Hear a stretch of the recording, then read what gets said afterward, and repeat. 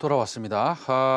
오늘은 IPO 시장의 최대어라고 했던 빅히트 엔터테인먼트 주가가 상장 후에 이제 지속적으로 하락을 하고 있는데, 뭐 밸류에이션도 그렇고요. 어쨌든 공모주 시장이 그렇게 좋지는 않습니다. 갑자기 그것도. 네. 오늘 어쨌든 간에 뭐 이런 것들에 대해서는 좀 전문가를 모시고 얘기를 나눠보도록 하겠습니다. 여러분들이 잘 아시는 이경준 혁신투자자문 대표 스튜디오에 모셨습니다. 네, 안녕하세요. 예, 안녕하십니까. 지금 빅히트 주가가 어떻게 됩니까? 예, 오늘. 빅히트가 오늘 거의 신저가로 16만 원 정도로 16만 원 정도. 지금 예, 빅히트 한번 보여주세요. 지금 얼마인지. 예. 예, 쭉 빠지고 있죠. 16만 2천 원 정도인데요. 예, 그래서 영 힘을 못 쓰고 있습니다. 근데 어쨌든 상황이 이렇다 보니까 공모주에 대한 투자자들의 관심 좀 어떻습니까? 많이 줄었죠. 네. 예전에 SK바이오팜이 공모가 대비 5배 이상 좀 올랐다가 네. 그다음에 카카오게임즈 한 3, 4배 정도 올랐다가 네네. 빅히트는 딱 160%까지 하고 쭉 내려오니까 공모주 투자자분들이 이제는 거의 시장에 많이 나갔다. 네. 처음 하신 분들은 나왔고 좀 원래 기존 하신 분들이 좀 옥석 가리기를 하는 그런 때다라고 좀 볼 수 있겠습니다. 일단 카카오 게임즈도 3개월 동안 29% 정도 빠졌고. 근데요. 네. 좀 엄밀하게 얘기하면 네네. 빅히트 주가가 떨어졌죠. 네네. 예, 뭐 다 알고 있습니다. 예, 다 알고 있는데 공모가가 13만 5천 원입니다. 5천 원이잖아요. 지금은 얼마죠? 아까 말씀드렸다시피 16만 원이니까 다소 한 40% 정도 좀 오른 상태라고 그렇죠. 봐야겠죠. 근데 지금 네. 상황에서 공모주 청약이 위험하다기보다는 네. 상장 이후에 상한가 따상을 네네네. 가서 그때 따라잡은 소위 어떻게 말씀드릴까요? 좀 위험을 좀 감수하신 분들, 그렇죠. 예, 그런 분들이 사실 좀 뭐라 그럴까요? 그러면 안 되는 걸 갖다가 그러신 것 같다. 뭐 이렇게 네네. 표현을 해야 되나요? 네. 그래서 뭐 지금 공모가 위잖아요. 그러면 네네. 문제 없는 거 아닙니까?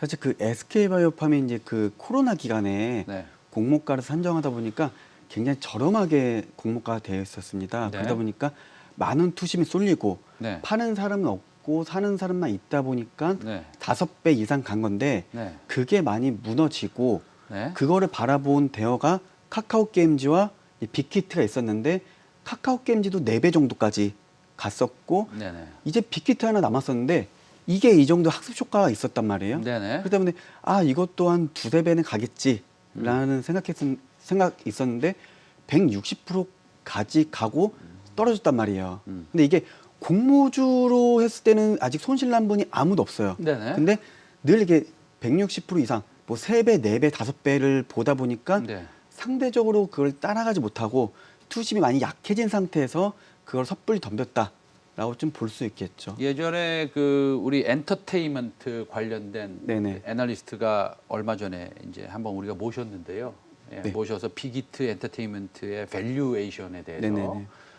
한번 여쭤봤습니다. 그때 이제 공모를 하는데 밸류에이션을 해야 될 거 아닙니까? 그쵸. 다시 말씀드리면 우리 시청자님들 기업 공개를 하면 이제 회사가 증권회사로 찾아옵니다. 그러면 증권회사 애널리스트가 이 회사의 가치는 뭐 100만 원이면 100만 원이다. 5만 원이면 5만 원이다. 10만 원이다. 이렇게 결정을 하는데 그 결정하는 데 있어서의 근간은 밸류에이션입니다. 이걸 어떻게 가치 평가를 할 건지에 대해서 이제 정하게 되는데 그때 사용했던 툴이 사실은 EV/EBITDA라는 엔터테인먼트 업계에서는 사실은 뭐 한 번도 사용해보지 않았다고 얘기할 수도 있는 네, 맞습니다. EV/EBITDA, PER을 사용하지 않고요. 네네. 이런 것들을 활용을 해서 밸류에이션을 했어요.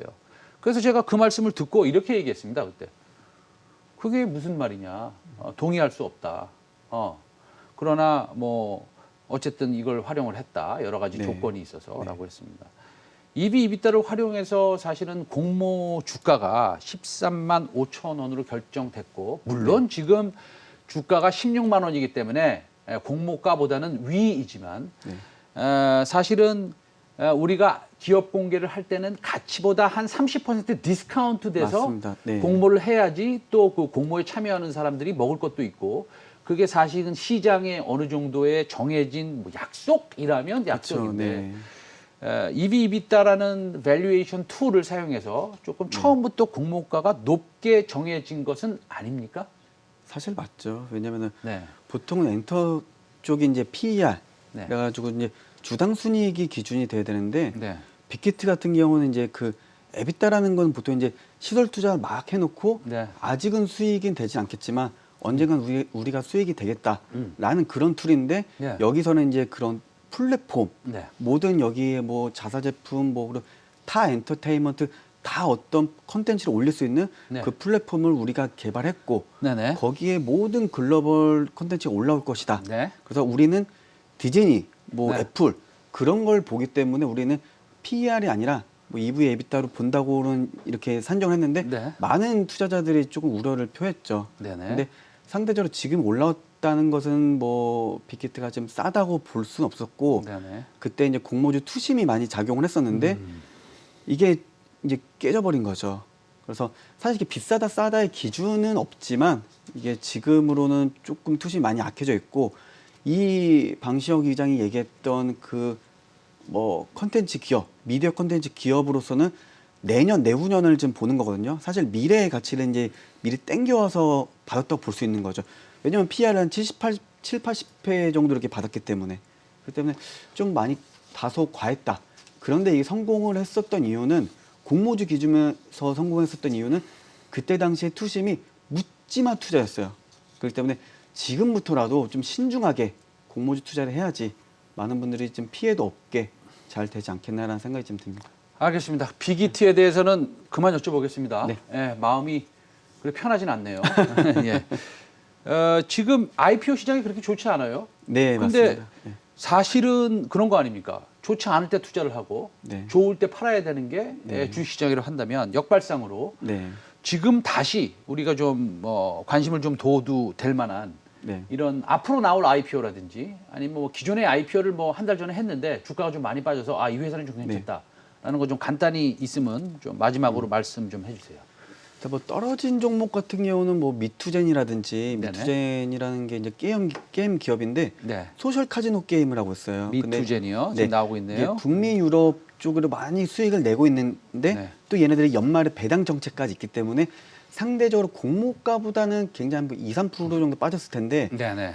뭐 배당은 그 이상으로 돼 있기 때문에 조금 안정적으로 좀 접근해 볼 만한 기업으로 보고 있고 네. 앞으로 나올 기업 같은 경우는 좀 뭐 교촌치킨 교촌치킨 괜찮아요? 네, 개인들이 많이 먹고 있는 교촌치킨. 네네. 사람들이 프랜차이즈업에 대해 조금 약간 리스크를 많이 보고 있긴 한데 네네.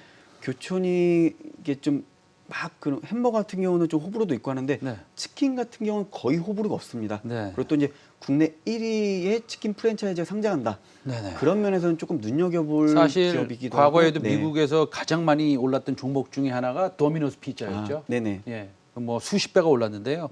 앞으로 교촌치킨도 네. 그렇게 되길 빌겠습니다. 네. 네, 기원하겠습니다. 네. 오늘 이경준 혁신투자자문 대표와 공모주 시장에 대해서 짚어봤습니다. 네, 오늘 시간 내주셔서 네, 감사합니다. 네, 감사합니다.